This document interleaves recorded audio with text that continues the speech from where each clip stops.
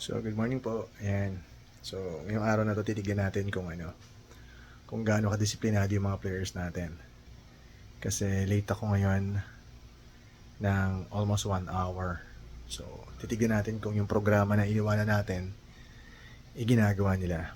No? So, check natin yung pagiging masunuri ng mga bata. So, check natin yan.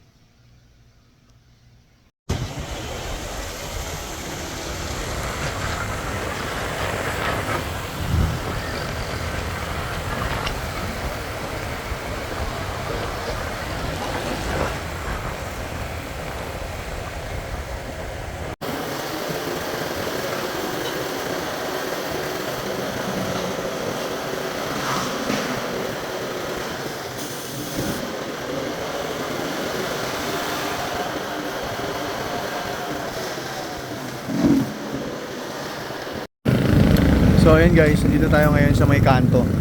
Nasa kanto na tayo ng ng Gracel. So hindi nila tayo makikita, malayo eh. Ayan, so titignan natin yung mga nagja-jogging. So ayun, nagja-jogging na sila. Ayan. Sumusunod naman. 1 hour na ako itong palong-palo na ito Morales sa tato. So tumatakbo naman sila guys kahit late ako. Ayan. Nakaka-proud lang kasi kapag kakatiwalaan mo yung mga bata. Ayan, diba?